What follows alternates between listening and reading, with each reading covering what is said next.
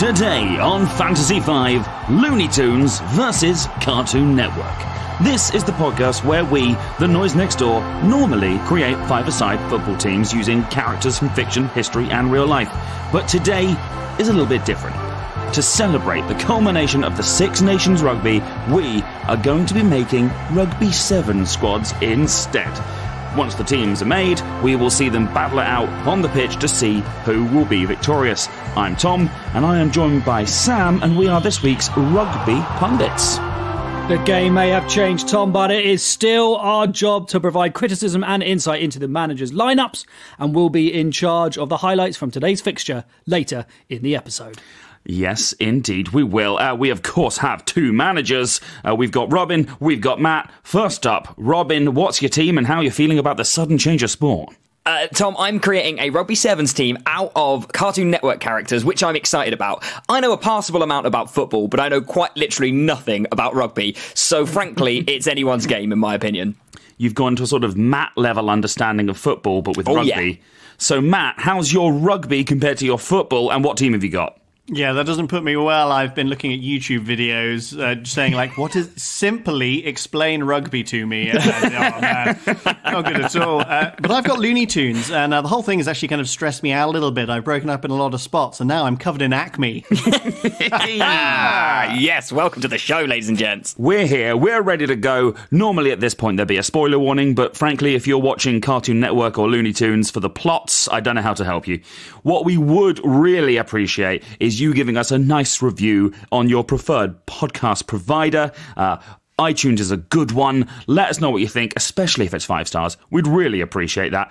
Without further ado, well, I was about to say let's hear the Fantasy Fives, but I guess it's let's hear the Spectacular Sevens.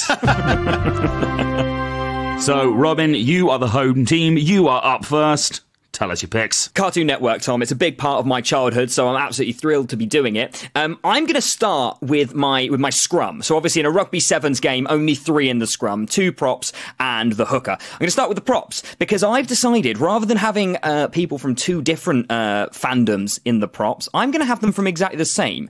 And I'm going to have both as my 2 props. I'm having Buttercup, who is the green Powerpuff Girl, and Blossom, who is the leader, the pink Powerpuff Girl.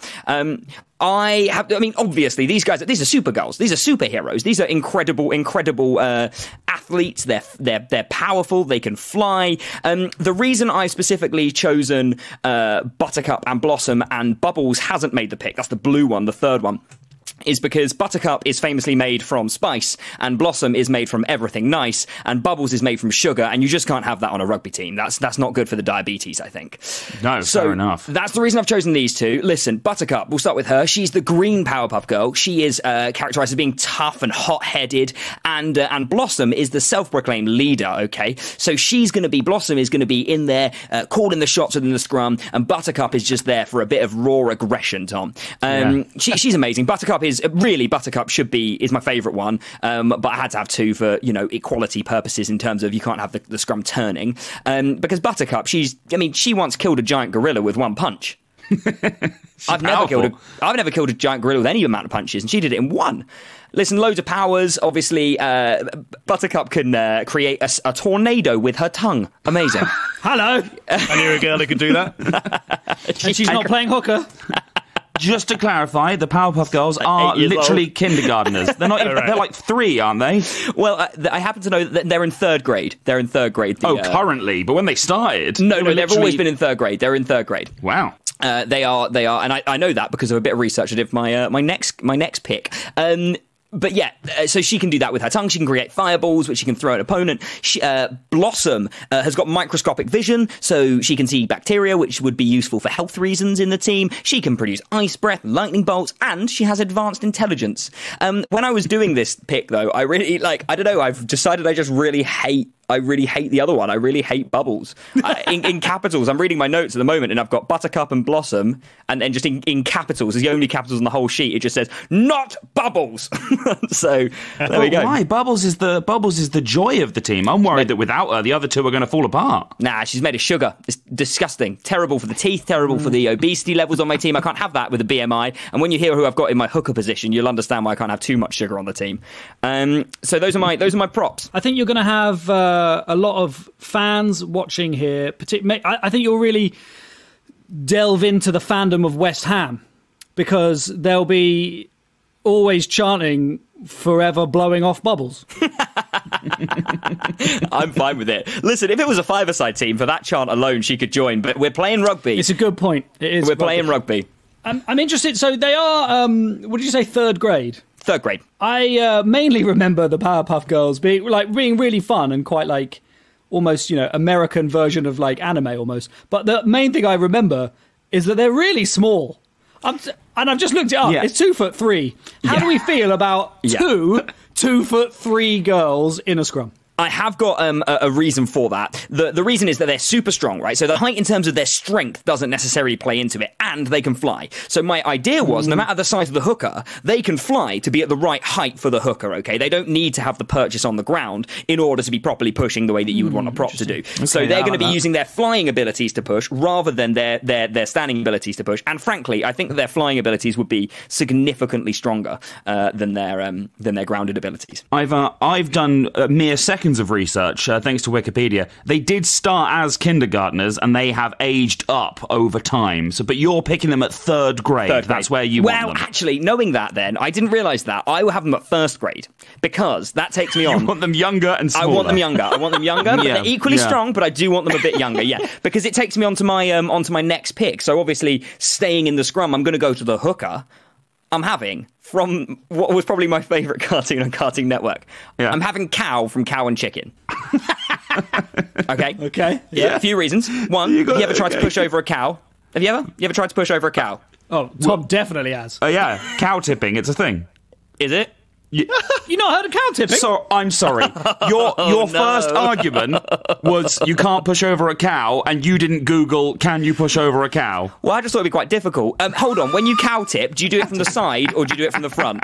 If a cow's running at you, it surely, because I've seen like the bull run in Pamplona, and like when a cow's running at you, that's quite bad. So surely when you cow tip, you go for the side action, right? So because I'd imagine they're a little bit, but in a scrum, she's going forward, right? She's got all four legs on the floor. I mean, up to you. How do you? She walks around on her hind legs, doesn't she? Yeah, but she doesn't have to. Just I walk around on my hind legs, but I can put my hands on the floor if I want to. That's a good point. Okay? That's a good point. So I just think that pushing over a cow forward, I think that's going to be quite difficult. That's very tough. She's 600 pounds. 600 pounds. That's pretty heavy. 600 LBS pounds. Yeah, not money. LBS. You're talking about weight. No, not money. Although I don't know how much the average amount for a cow is these days. But I reckon it's more than a pound. Yeah, you get worse odds than that in Asda, don't you? Listen, 4 feet for hooking, useful. That's useful. Mm-hmm. Oh, front one, back one. Back one, front one, front one, back one, both. Sure. Perfect. Also, now this is the main reason I want the Powerpuff Girls in first grade, is because my research was that Cow is 2 years older than the Powerpuff Girls. So that means that, no, she's 2 years older. Oh no, I've made a terrible mistake. But you have already made the selection, I'm afraid. No, it's fine, it's fine. She's 2 years older than Powerpuff Girls. No, this is right. She's 2 years older than Powerpuff Girls, meaning she's in third grade, and the Powerpuff Girls are in first grade, right? Meaning they're the same age. Is that right? Have I done the maths right there? Or is that completely wrong? Hold on. What do you mean they're the same age? You just said 2 years older. I've mugged myself off. All right, listen. They're in the same elementary school. They play on the same school team. I wanted them to be the same age, guys. This is what I've done. But I haven't done the maths properly. And now Cow is 2 years older than the Powerpuff Girls. And I'm an idiot. And I'm embarrassed because Cow is in the third grade. And their schedules are never going to match up. But anyway. No, that's how age works. Well, not necessarily in the animal kingdom. We know that dogs have dog years. So maybe cows have cow years. Maybe it's a couple more. Yeah, that's Someone true. Google cow years. Yeah, that's absolutely what it is. That's what I was saying, and that's what I was getting at. But also, listen, I'm aware that two superheroes are stronger than a cow. However, Cow has an alter ego, Super Cow. And she has, as Super Cow, she has superhero strength, the ability to fly, and near invulnerability. So I feel like that's a good 3 unit, right? Now, arguably, I could have just had the 3 Powerpuff Girls, but I hate Bubbles, famously. She's an idiot. So I've instead gone for Cow, the preschooler. And I think she's going to be strong. I mean, she's a big, heavy girl. I think this is very strong for the scrum. Two first graders and a cow. Doesn't the hooker normally take lineouts? How do we feel about a cow throwing a ball? I thought about that. Cow as you said, Tom, correctly, can walk on her hind legs. Also, if you look at a picture of Cow, she has opposable thumbs on her hooves. Ooh, that is good. Guys, I found a cow calculator online. So what age do you want to know? Right, so if my kids are like 7... 7 years old. I want to know how old a 7-year-old cow is. Calculate 38. Oh, no. 38 in cow years. Oh, no. I think on my cow calculator that I've brought up, I think, but this is the real age of the cow that my calculator. So if you put the cow age as 1 year, so that for human years it's 14 years old. So I want a 6-month-old. I want cow, but 6 months old. 6 months old. I can't have her. Listen, she's she's 2 years older. She's 2 years older than the Powerpuff Girls. So you may as well just leave it as 2 years older. Yeah, I can't have an embryo cow. That's going to be useless. If I'm honest, I don't think the age is an important part of here. You can develop strong bonds without being the same age. I think you're playing yourself into a hole, Robin. Yeah, I kind of agree. I don't know why you've done this to yourself. Well, I haven't anymore because I can't have an embryo, can I? So let's move on. Let's move out of the scrum. Let's move out of the scrum to the scrum half. Obviously, the guy who puts the ball into the scrum. Okay, and now this was a very easy decision for me. I've gone for Dexter from Dexter's Lab because he is the smartest boy you've ever seen. Yes. Says the theme tune. He's the smartest boy you've ever seen. Now, I also checked, Dee Dee, who blows his experiments to smithereens, isn't a Looney Tunes character. She can only appear on a Cartoon Network team, and as long as I don't pick her, then there's nothing that can foil Dexter. He's amazing. You want this from a scrum half? He's inventive. Okay, he literally invents all the time. He created Dexter's Dream Machine. He created the Botanical Booster. He created the Beardomatic, and so on and so forth. And I know everyone's problem with Dexter would probably be for a rugby team relatively small, but he also created the Dexo Transformer, which is a transformer, but for Dexter. So he can be like a big robot guy. And I just think that that's going to be a bit of a unit if you've got this little tiny ginger kid inside a massive robot. And he also has famously invented the high five machine, which is just a robotic arm that gives really good high fives. And so we're going to have those all in the crowds, particularly when socially distancing or crowds is in favour. So it's just going to be loads of arms everywhere. And when we score a try, it's about, just running around getting high fives from all these robotic arms. I mean, it is your fourth pick under the age of 8 years old. Is there any concern there for you? Well, I thought Cal was 38. What's the verdict on this? No concern. I've got a strong young team. Yeah. Right. It's a prodigal team. Yeah. I guess my initial worries with having him at in a pivotal role. I mean, with the scrum half, you think that their kind of core skills are going to need to be core strength, like cardio, speed, strength, acceleration. However, I guess he is a genius and he can just make a robot suit. Dexo Transformer. It's very solid. There's an episode when the Dexo Transformer comes in where he plays dodgeball with the other team and he messes those guys up. Is there a slight worry that, when Dexter gets older, he is going to become a serial killer, as in the TV series Dexter, which I think is the same character, right? I think it's the same character. Yeah, but he's a lovable serial killer. Yeah, exactly. But I tell you what, maybe it's not the same character, because in Dexter, the TV series, he loves his sister. Maybe it's not. He loves his sister Deb, although her name's Deb. In Dexter, the TV series, her name is Deb, the sister, and he really loves Deb. But in Dexter's Lab, he hates Dee Dee. But Dee Dee could be Deb. Dee Dee's short for Deb, for sure. Whoa, we've just merged universes and it's blown mind canon. I need to see the teenage years of Dexter. I need to see the transformation, you know what I mean? I need to see that. But yeah, so listen, that's my scrum unit then. So in the scrum, I've got the two Powerpuff Girls, not Bubbles, Blossom and Buttercup as my props. I've got the hooker Cow and scrum half Dexter from Dexter's Lab. Yeah. Okay. That's my unit. It's young, but it is powerful, and I'm excited. Okay, so let's move now. I know that the scrum half is considered a back, but let's move to what I'm considering the proper backs, the ones who don't have anything to do with the scrum. And I'm going to my fly half, right? Now a fly half obviously needs good communication skills, quick decision-making, ability to work under pressure, and so there's only one choice for me in this area, and that is Lothario Johnny Bravo. It's Johnny Bravo. He's there. Now, yes. I wanted to carry on with my strength. I've got quite a strong team, and I know Dexter's definitely the weak point in that, but as Sam said, Dexo Transformer, right? He's a robot. Johnny Bravo, he's big, he's strong, he's muscular. it's really important for a fly half because you're that pivotal role between the backs and the scrum, and you're the first link in that chain really along with the scrum half. You have to have good communication skills, and Johnny Bravo's got great communication skills from chatting up all the birds. He's brilliant.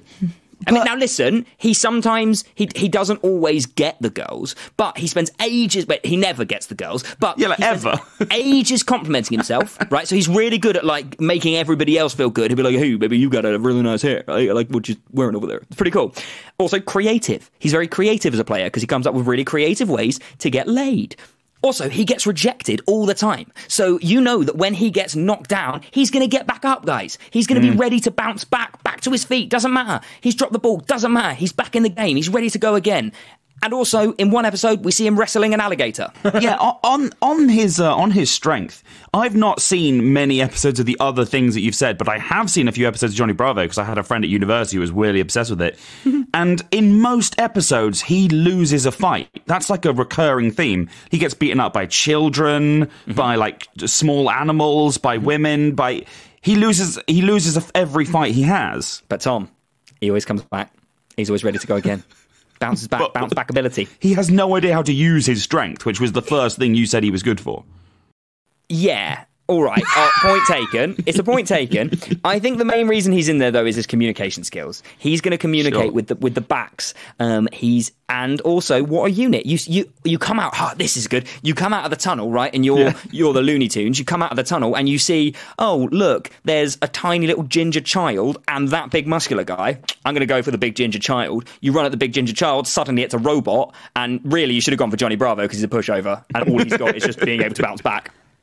I've had a thought, Johnny Bravo. Listen, if you take great merchandising options, obviously the big blonde wig, and glasses. If you take that wig and you take those glasses and you put them on Johnny Wilkinson, tell me that they don't look exactly the same.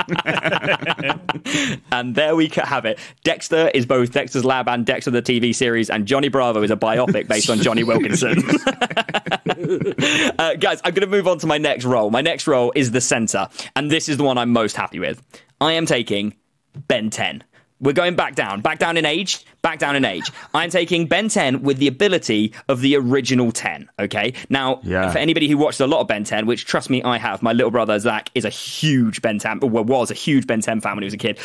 He has the ability to turn into 1,912 aliens, okay? That's too many aliens. I'd rather he just stuck to the original 10 that he knows really, really well. And obviously, we all know the original 10. Everyone knows it's Heat Blast, Wild Mutt, Diamond Head, Accelerate, Grey Matter, Stinkfly, Rip Jaws, Upgrade, Ghost Freak, and the imaginatively named Forearms. Okay, so he is the key to both our attack and our defense, Ben 10. So I need speed, power, and flair. So I've gone through the 10 aliens he can turn into. I'm specifically interested in Heat Blast, Wild Mutt, Diamond Head, Accelerate, Forearms, and Stinkfly. Ripjaws, Upgrade, and Ghost Freak and Grey Matter can do one. I'm not interested because that one of them, he breathes underwater. One of them, he's not completely solid. You don't want that from a rugby player.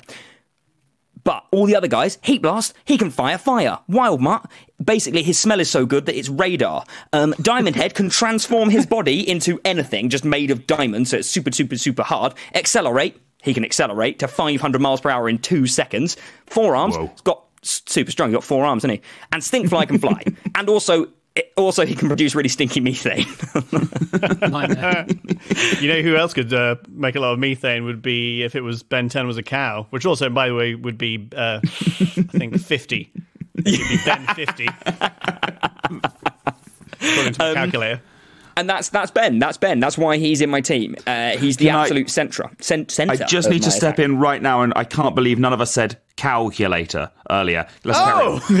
How embarrassing. How embarrassing for us. I mean, the website's the one who's missed the biggest joke. Yeah, right? So, you need to be quite good at tackling as a centre. Mm-hmm. To be honest, if I'm the opposition team, I don't want to get tackled by Diamond Head Forearms. No. Those are two. All right, let's not get carried away. Those are two separate aliens. So they He would have to choose. Right, he can't do them all at once. Yeah, so for anyone who Right. doesn't know Ben 10 super well, which I imagine is most people, he wears a watch, and on the watch he can basically spin it and choose an alien he wants to turn into. Now, there's over 1 million of them, but just the 10, and I'm sort of taking 6 of those 10. So here's a fun thing. Tom, give me something that could happen in a rugby game. You could get really badly injured. Oh, can you? No, he can't, because he's made of diamonds. Sam, give me something else. Just talk to me about, is he kicking? Is he taking conversions?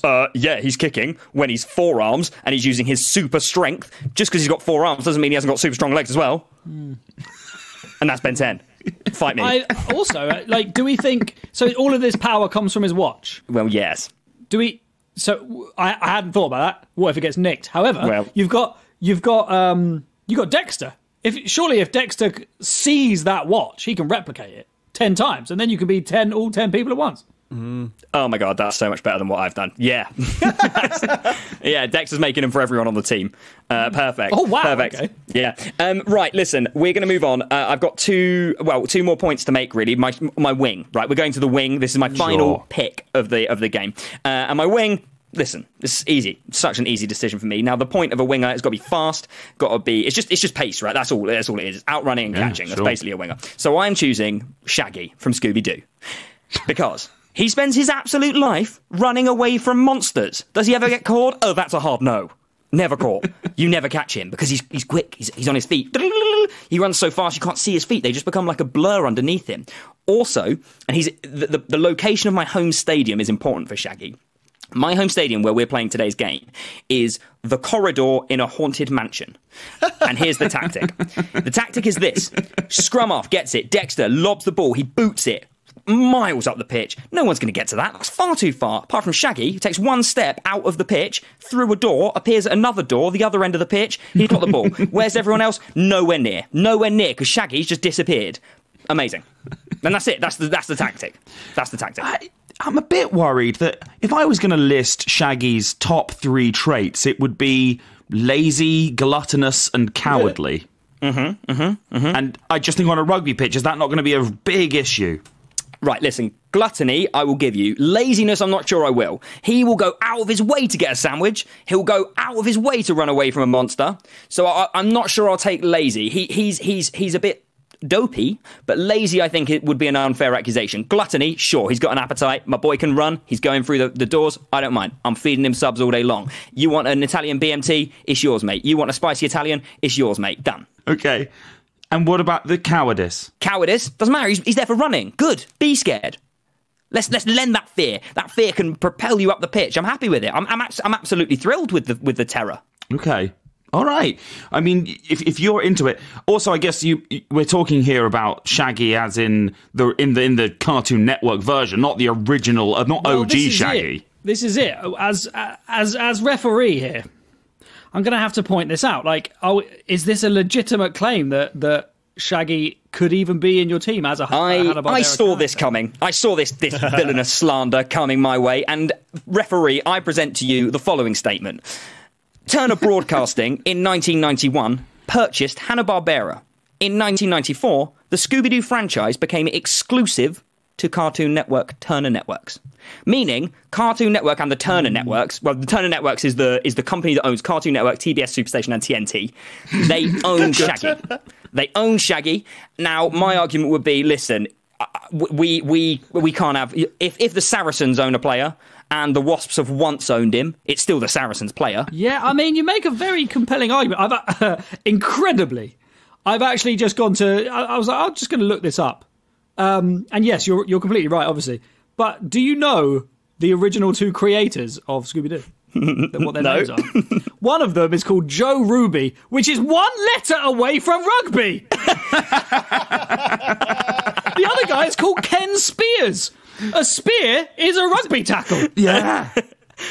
Oh my god. The perfect player. The perfect player. I'm allowing it for that. And listen, so that's my team. Just before we rip that apart, and I just want to tell you my final tactic, right, which is a team-wide tactic that doesn't rely on one player in particular. This is more of a managerial decision. From 2001 to 2006, there was a show on Cartoon Network called Baby Looney Tunes, which was all of the Looney Tunes but as babies. Now, this was a Cartoon Network original, so here's my plan. It's called indoctrination. When they're kids, they're little babies, I get them onto my youth team. I give them candy when they do good jobs. I flip them a shiny shilling to go pop down the sweet shop, right? And then I build them up and up and up, and then slowly but surely I start to break their spirit, right? I tell them that they're rubbish at rugby. They're never going to make it. You're never going to be there. Then I say, well, listen, you join the Looney Tunes team that's coming up, and if you want to really impress me, you come and you play against me, but you need to lose that game. I need to see that you can take defeat.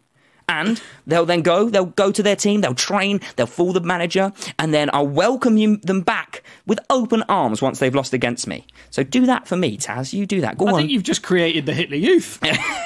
And also, similar to the Hitler Youth, if they won't do that, I'll just break their legs with a bat before they're old enough to join an adult team. I think one of the problems that you've set this up, Robin, with your contract stuff, all your contracts talking with Shaggy, is that these baby Looney Tunes are not the original Looney Tunes. These are Cartoon Network owned. The original Looney Tunes are owned. So these baby Looney Tunes do not grow up into the Looney Tunes that Matt's got. You've contract talked your way out of this. That tactic does not work. Nah, that's a shame. So, well, that's all right. I've got all the other stuff with my players, but what you're saying is that I've just committed some fairly awful abuse on these children. Looney Tunes. Yeah, okay, fair enough. We can maybe assume that they're clones created by... I'm really keen on Dexter in this team. Clones created by Dexter. That's what Sam's just going to watch Dexter's Laboratory on-stop. I remember watching... You're Robin, you're probably too young for this, but I really remember watching... They were created by Cartoon Network as like hey, here's 5 pilots. Which ones do you like? And I remember watching them all. At the very beginning. It was Dexter's Lab, Johnny Bravo, Powerpuff, and I think there was like 2 others that... I bet Courage was one. Courage the Cowardly Dog, which was my favourite Cartoon Network show, but listen, he's called Courage the Cowardly Dog. He wasn't going to make it. He's worse than Shaggy is.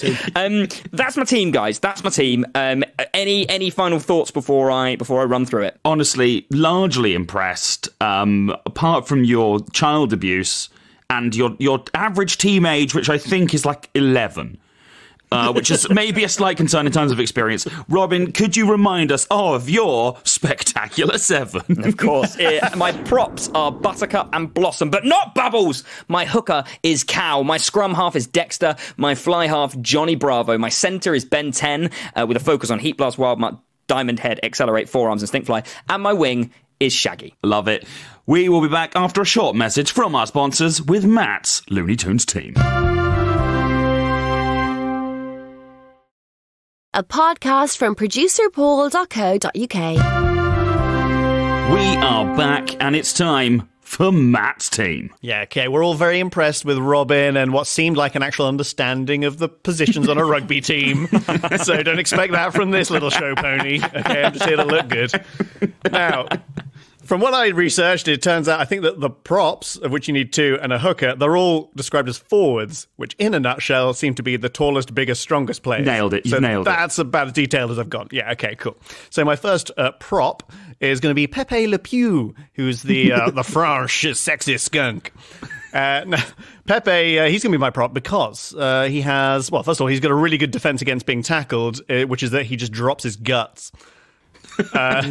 I looked into it. Apparently, a skunk can fire its butt mist up to 10 feet away. So, like in a circumference, that's pretty good. Yeah. So he's got a sort of a 10-foot reign of terror coming out of his beehole, and that's pretty good. That's keeping people away. So if he's got the ball, no one wants to come near it.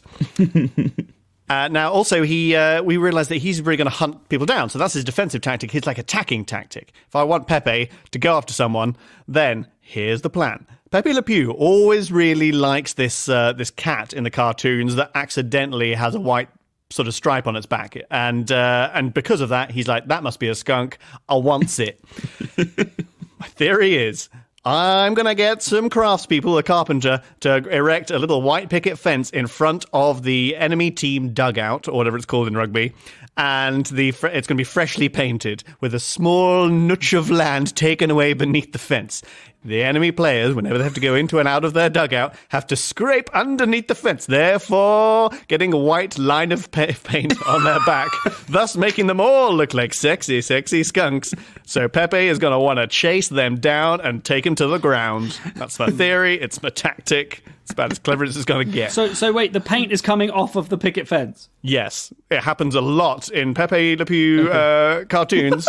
If a black cat goes under a freshly painted fence, instantly he wants it. He needs to get up in that. You could potentially just use the lines from the pitch if they've been freshly... Perfect. Then you don't need the carpenter. You don't need the carpenter's fired. Saving some money. Going to wait for the linesman, which I know in sport is the person who paints the lines. Okay, we wait for the linesman to come along. Then I challenge the other team to a roly-poly competition. They all idiotically roll across the lines, end up looking like skunks. They get hounded by Pepe. In Matt's rugby team, his first tactic is roly-poly competition so that he can pretend the other team is a sexy skunk. Farting in the scrum was his first that one I liked. That one I liked. Very strong. Yeah. We know that Pepe, he's quite he's very flirty. I look forward to the battle with Johnny Bravo on the pitch of their kind of both their flirty natures. Things could go either way. They could either resent each other or form an incredible friendship. Yeah. Be each other's wingmen. Exactly. Now, there are two props in a rugby team. Slow me down if I'm going too fast for you. So for the other prop, I'm going for Wiley Coyote. Okay. Wiley Coyote is the coyote who is always trying to trap Roadrunner. He's always trying to kill and eat Roadrunner. So my theory is that if someone's going to be the prop, it's got to be Wiley Coyote because he has the most props. This guy has so many props. He clearly obviously has a subscription to the Acme Corporation so he can get all his anvils and stuff. But all these props are going to be very useful. He can use anvils to block the enemy path. He can tackle people with pianos that swing in through unnecessarily complicated Rube Goldberg machines. The guy's quite inventive. Also, very uncomfortable to tackle himself. If you try and tackle him, he just has a surplus of knives and forks and napkins on him. So you tackle a man with loads of forks and knives in his pocket, it's going to hurt you. Now, I was trying to think of what else can protect him. Watching a bunch of these cartoons, Wiley Coyote, who was always using like TNT and missiles and stuff, he often these things explode in his face a lot. And a thing that he uses defensively is an umbrella. Now, sure, the umbrella always gets completely incinerated, and he ends up with a sort of rusty, burnt bunch of spokes in his hand. But hey, that's pretty good. You don't want to tackle a guy holding a broken umbrella. How awkward is that? They're so uncomfortable and painful. I mean, all good reasons. Also, you've got to think, if this guy who sets up these piano and anvil traps, he's got to have some pretty amazing upper body strength to set these things up. He's carrying anvils and grand pianos up mountains. He's buff. Yeah, I mean, he uses a bit of hoist work, but most of it is just pure brawn. Yeah. So, yeah, absolutely he's buff. Fantastic. Those are my two props. The prop guy, and I didn't realize, of course, that Pepe is the loose prop, which works well because he's loose. So I don't know if you know, I love Wiley Coyote and Roadrunner. Do you know that there are very strict laws and guidelines as to how they interact with each other and as to how Wiley Coyote is? So, for example, no outside force is allowed to hurt Wiley Coyote at all. It's only his own ineptitude and failure that can cause him injury. All right. And I think so. That's a very powerful ability. If the other team can't hurt him, he can only hurt himself. Yeah, he's contractually obliged to not be hurt by any people. Yeah. I do worry about away games because another one of the rules is that all of the action has to be confined to their natural environment. That's why I worry about away games. I need to read these contracts better. And yeah, another one is that his greatest enemy is gravity. So he's not in the lineups, but apart from that, he's fine. Yeah. Okay, cool. Pros and cons. We all have them. Great. Well, there you go. Those are my props. Now, also on the forwards, you have a hooker, and I've gone for Porky Pig, who is, of course, the pig. Now, we've already talked to the mass of cows, but a pig roughly weighs about 300 kilograms. So that's already quite a sizable heft to try and tackle. But, of course, he's going to be a little bit more than that because he always wears a little bow tie and jacket.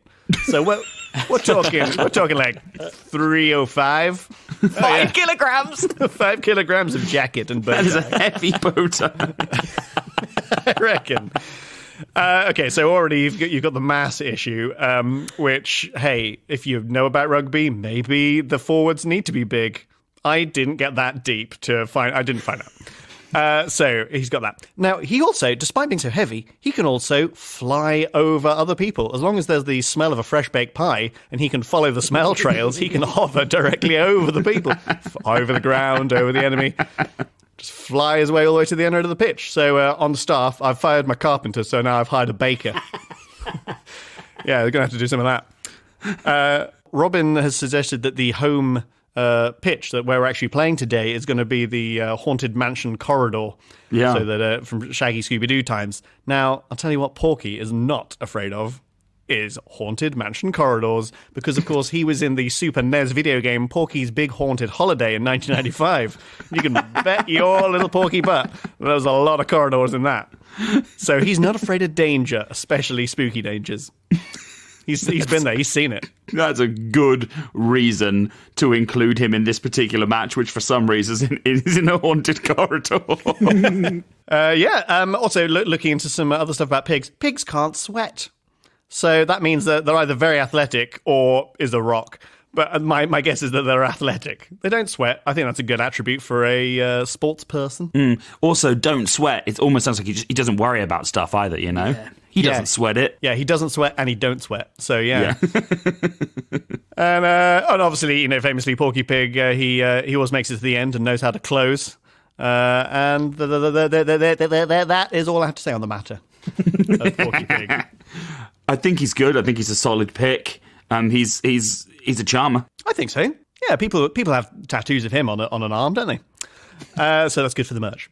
I assume a tattoo is a type of merch. So yes, most professional sports stadiums have in-house tattoo parlours. Yeah, just for once you picked your favourites. Now, we've had the forwards, then come the backs, which after hours of research are the people who do a lot of kicking and running. Yes. Yep, you have got it right again, Matt. Woohoo! Okay, so first of all is my scrum half, who's the Tasmanian Devil. Nice. Yeah, it's pretty good. I always get this, but so Tasmanian Devil that's what you refer to him. It's his name, but it's also his species. What a coincidence. Yeah. Yeah. I think is he Taz, the Tasmanian Devil? Yeah, if you're saving some time. Yeah, which also, what a coincidence. Okay, so he is a very strong attacker. He can, I looked it up, he can blast through trees, bushes, and hills like a cyclone, according to LooneyTunesFandom.com. Bushes, people. Bushes. Hey, what's the size of a bush? Another player. So he can just blast straight through them. So that's a fantastic attacking thing. He can eat anything. Which is anything. Anything, apparently. So in the episode of Tasmanian Devil May Care, he is described as having a quote, a ravenous appetite. He eats tigers, lions, elephants, buffaloes, donkeys, giraffes, octopuses, rhinoceroses, mooses, and ducks. Whoa. But no mention of cows. No, but a moose is bigger and stronger than a cow. A rhinoceros. Bigger and stronger than a cow. Tastes different, though. Well, there we go. But my theory is, okay, as a tactic, obviously we like to stay away from fouling each other and that stuff. But if a person is just running open-mouthed forwards and you end up in his mouth, that's not a foul. You're the idiot who fell into someone's open mouth. Well, you got to remember in rugby as well, like just smashing into people is a lot more allowed, you know? Yeah. So I feel like his whirlwind chomping tactic he's going to get away with it a lot more easily than if it were a football game. Yeah, exactly. And I kind of liken it to, like, in real life, if a rugby player accidentally swallowed a fly, he's not going to get sent off. So that's the Taz loophole. Okay, so that was a scrum half. Also, my fly half is Speedy Gonzales, who is a very, very fast little mouse with a great big sombrero. Now, he's the fastest mouse in Mexico, is his statistic, which apparently he can cover a certain distance in a certain amount of time. That means that he can run at 22 miles per hour. So that sounds quite fast. Well, we know that all rodents are the fastest creatures in the world. This has been proved by the podcast before. Yes, but Robin did make a claim that one of his alien things could run at 500 miles an hour, which does rather leave you wanting for pace. Also, I think you'll find that, and I don't mean to embarrass you here, but I think it's rats specifically that are the fastest animals alive. I think that mice don't feature on that. So I'd be interested to know how fast the fastest rat in Mexico is. Yeah. I generally was trying to Google the fastest mice in Mexico. Turns out that's not a thing. But on aribaforever.org, I did find out that Speedy can indeed run at 22.3694 miles per hour. So let's not forget the decimal point there. Now he can also now obviously he's very small. He's a mouse. So you throw the ball to him. You're going to catch it. Don't worry, he has a giant sombrero. That ball's going to land in that thing like an old ball and cup game. That's how I figure it out. So he catches things in his sombrero. That's cute. It's great. Now, also, in terms of his strength, I've seen him carry wedges of cheese that are clearly several times his own size, which bodes well for carrying a ball. I mean, just the ratios, it all works for me. Also, he's going to have a good international following, I'd say. He can actually speak 3 languages. He can speak English, Spanish, and English with heavy-handed Spanish. So, as an accent. So he's trilingual, which I think is really good. It's the international press tours. He's the man you're going to be interviewing, isn't it? Yeah, I mean... He's a charismatic little dude, and in recent years he's actually voiced by Mexican people. Yes. So I feel like that's a really good sign. Yeah, I think so. Yeah. He was taken off the books, so to speak, for quite a few years. But then because it was considered a bit of an unfortunate stereotype. However, the actual people of Mexico said, "Oh no, we quite like him. He's very optimistic and he's very strong and he's very good and he always gets away with everything. So we quite like him. So they brought him back. He's back for Space Jam, isn't he? Oh yeah, right. There you go. Yeah. Did you know? So just in terms of his stereotype, did you know that he's got a cousin? Really? Yeah. In terms of stereotype, what do you reckon his cousin's called? We've got Speedy Gonzales. I don't want to say it. I don't want to say it. Slowpoke Rodriguez. No, I didn't. I don't like it. Hey, a lot of these cartoons, but they began in like the 30s, Different time.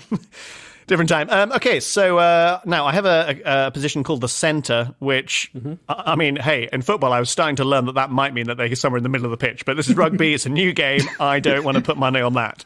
However, as my centre, I'm going to have Lola Bunny. Oh. Lola Bunny, who made her first appearance in Space Jam, indeed. So she is the sort of sexy female counterpart to Bugs Bunny. It's his love interest, and she's very sort of she looks like a high school cheerleader kind of a look, she for a bunny, but she has like kind of these, she's very tan and like blonde and wears crop tops. So Lola Bunny, now her tactic is to take the ball underground and run the length of the pitch below soil. Nice. Which obviously famously they do a lot in Looney Tunes. She obviously has all of the skills of Michael Jordan, who is already a world-class, looked it up, he's already a world-class sort of baseball player and has a very high handicap, golf handicap.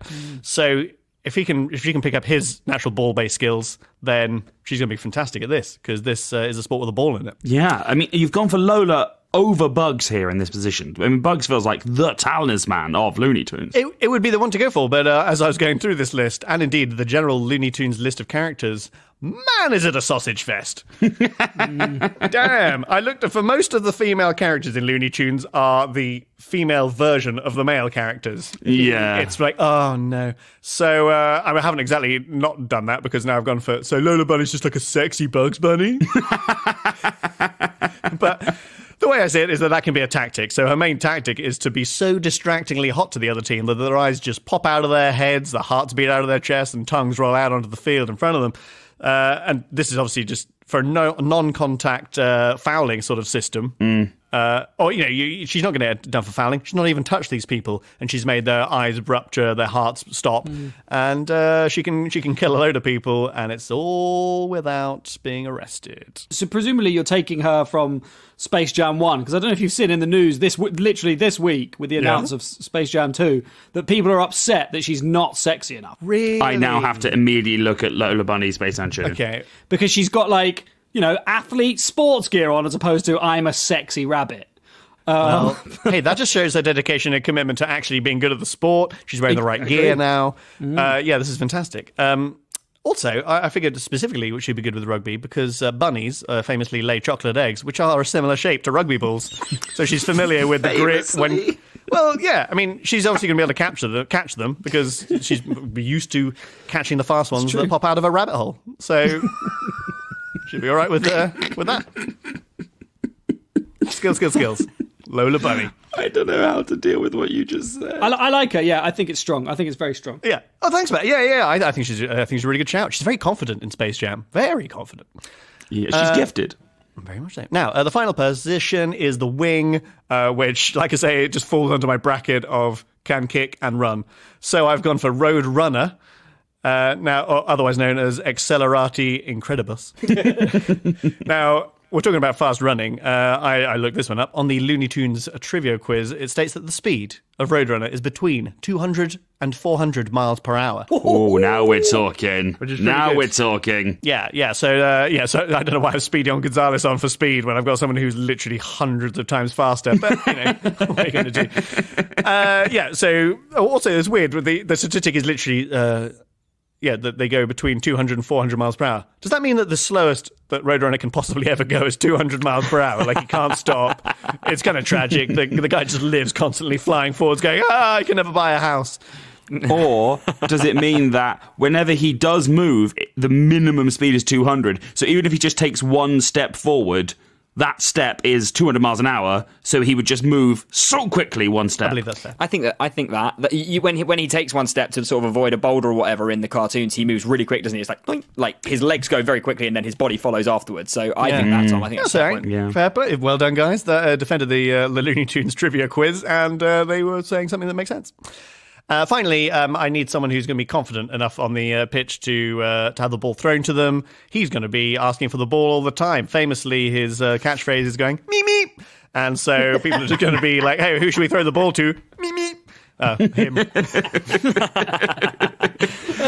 That's arguably the greatest reason given for any of the players on the pitch today.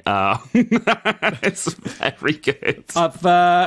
There's another as the ref, I've got to point it out. There's another rule at play here from the laws and regulations of Wiley Coyote and Roadrunner, and that is that Roadrunner cannot run unless he is on a road. Oh man, it's in a corridor, mate. Wait, no. Is it a tarmac corridor? Well, listen, you've got a carpenter and a chef. So why not? Why not? I just fired the carpenter. I have to get it back. It's so awkward. You have to call it back. I don't think you want a carpenter to tarmac a road. Oh yeah. Wait. Yay. Sorry, I have to tell him he's fired again now. Okay. Poor guy. Okay. So I need a road maker and a road runner. All right. Yeah, I'll do that. Gosh, God, there's so many stipulations on this damn guy's contract. I feel like the Acme company produce a lot of hardware. You know, there's anvils and stuff. So I think that tarmacking is not outside of their remit. Yeah, you are going to need to get planning permission, though, to lay it down in this haunted old mansion. You need to get that in early doors because this is a protected building, listed quite clearly. Okay, well, it's 3 months on a council waiting list to get that sort of stuff put through. 300 quid, let's do it. I'm putting the application in now. Sorted. Well, that's my full team. I've got a few people on the backstage area. I've got Tweety Bird is going to be on social media because she's good at sending tweets. And Elmer Fudd is going to be on bar duty because he loves the shots. So, yay! That's the gold for you. So what do you think, guys? That's Looney Tunes. I mean, I'm very impressed. It's suitably whack-a-mamie. There's going to be a lot more sort of stadium reconstruction than I was expecting. But hey, I'm amazed that Bugs or Daffy. No Bugs, no Daffy. I went at the big three. I had Porky, and hey, Bugs was going in, and then I was realising how much of an absolute bag of sausages this whole team is. Missing my two faves: Foghorn Leghorn, Yosemite Sam. But it's difficult. It's difficult to find where they'd go into this team, though. Yeah, Foghorn Leghorn could be the whistle. He could be the ref whistle. Position in the team: referee's whistle. Matt, remind us of your spectacular 7. I am sticking with that for the rest of the episode. Remind us of your spectacular 7. Okay, so the tallest, biggest, strongest ones are Pepe Le Pew, Porky Pig, and Wiley Coyote. And the kicky, runny ones are Tasmanian Devil, Speedy Gonzales, and Lola Bunny, and Roadrunner. So I forgot how many 7 was. We have our teams. Now let's chat to our managers to see what they think their chances are now that the lineups are in. Robin, you have just heard Matt's Looney Tunes team. What do you think your chances are? Really very, very, very good, Tom.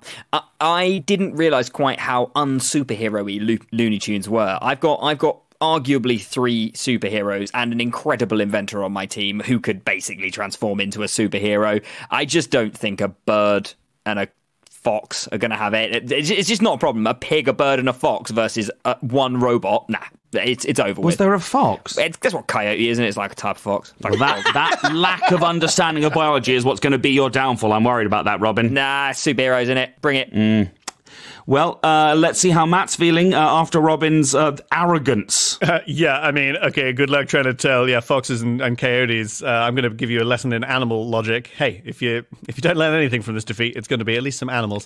Overall, hey, I'm looking forward to this. I'd need to obviously go through a lot of different contract negotiations to try and get Roadrunner and friggin' Wiley Coyote off this system where they can only run on roads in a desert and only touch themselves. So I need to quickly sort that out. But hopefully we'll be ready for match. Well, we've got our teams. Those are the final thoughts. It's time for Kickoff. Welcome to Haunted Corridor Stadium, which has recently been tarmacked after weeks of tedious form filling. Roadrunner, who must be delighted to be actually allowed to run today, is just chatting with Speedy Gonzales before the match about prospective holiday destinations. Roadrunner really wants to go to an island in the Caribbean. Looks like Speedy is suggesting Aruba. And to kick us off, here comes Foghorn Leghorn. And we're off.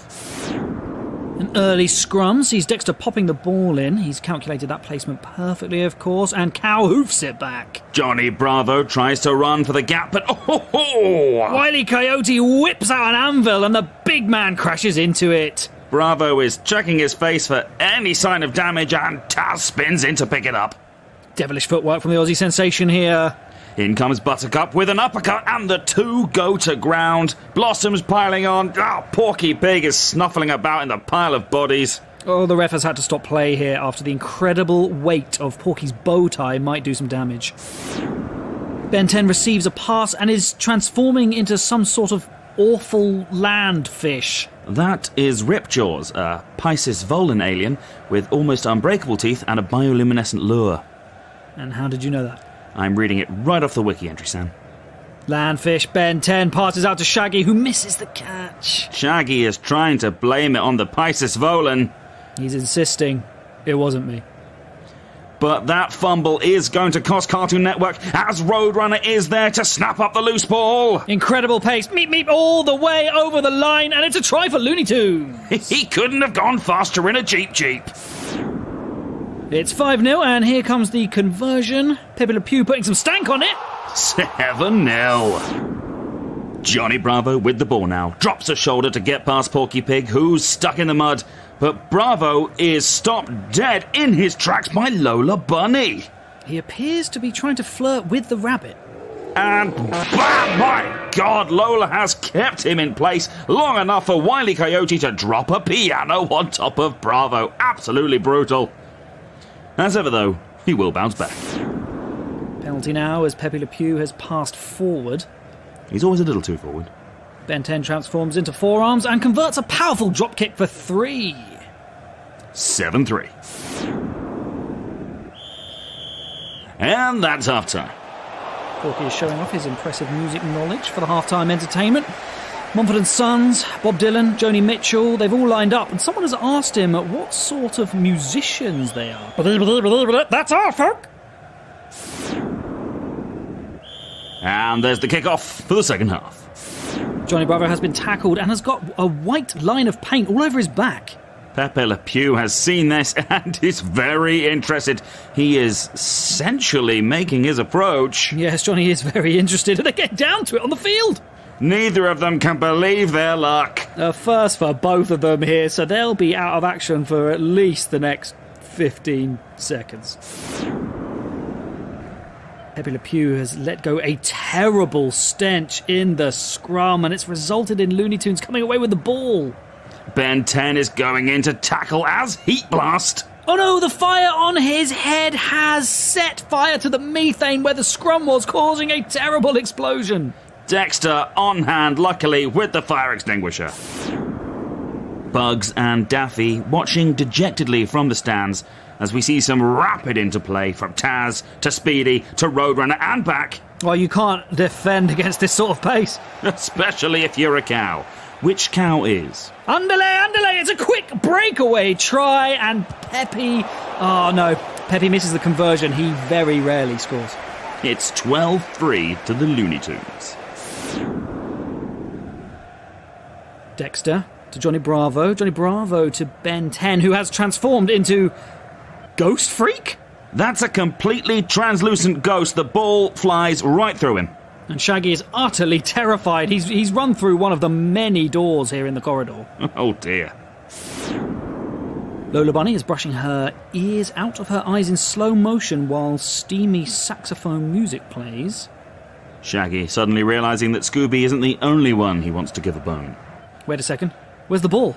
I was distracted by the hot rabbit. Where is the hot rabbit? All I can see is a mound of soil rapidly making its way down the pitch. There she is, bursting from her hole with the ball. Could this be a try from Lola? Oh no! Oh, she's been tackled by Buttercup. A good effort from Lola Bunny there, but who can withstand the might of a 7-year-old girl? Dexter is building something in the middle of the pitch here. It's a set of traffic lights. And Roadrunner sprinting at his full 400 miles an hour with the ball right up to the lights. Oh, which Dexter has set to constant red. Roadrunner won't be going anywhere. And Roadrunner clattered to the floor by both Blossom and Buttercup, who utterly deck him. The ref is turning a blind eye, not believing Blossom could do this, as she is everything nice. Possession back with Cartoon Network. Dexter kicks it long all the way to the Looney Tunes try line. And Shaggy emerges from a door right by the try line, slides onto the ball. A beautiful team try for Cartoon Network there, and a celebration foot-long sub for Shaggy. That is 12-8 to the Looney Tunes. Buttercup up to take the conversion. It's miles wide. Third Powerpuff Girl Bubbles looking on smugly from the stands while checking her insulin levels. And it's all over. 14 blistering minutes of animated action, and Porky has led his team to the win. It'll be a night out on the town for the experienced Looney Tunes, and straight home to bed for Cartoon Network, as most of them are children. Back to you in the studio. What a game. Our first foray into rugby. Managers, how do you feel? Robin, what's up? I just don't know what to do, Tom. I had two superheroes, a guy who could turn into 6, 10 aliens, 1 million aliens. I had a bloody inventor masterpiece, and I lost to a team made up exclusively of animals. I don't know anymore. Robin, maybe your reliance on superpowers is the only reason for picking a player is not the way to go. I also had an animal myself. I had a cow. This injustice will never cease to be a problem for me. Matt, you are victorious. How are you feeling? You've got to be happy with that. Webster's dictionary defines underdog as a person who will play an entire sport, win it, and not have actually really understood the rules. That's how I feel, Tom. Well, that was, of course, our Rugby 7 special. It does not count towards the official Fantasy 5 leaderboard, so Matt, you get the win, but it means nothing. Robin, maybe your whinging will have some effect in the future. It's impossible to tell. Yeah, bloody better. If you have enjoyed today's episode, or indeed any episode of Fantasy 5, please let us know on social media. We are at Noise Next Door, just about everywhere you could find someone on social media.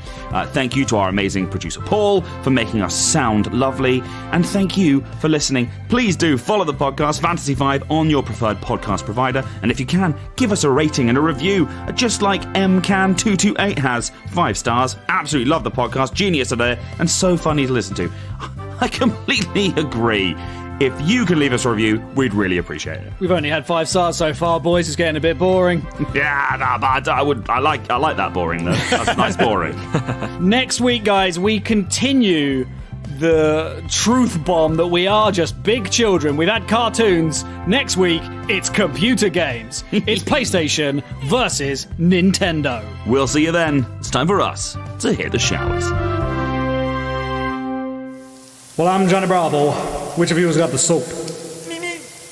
You guys seem like you have a lot of success with the ladies. Can anyone explain where I'm going wrong?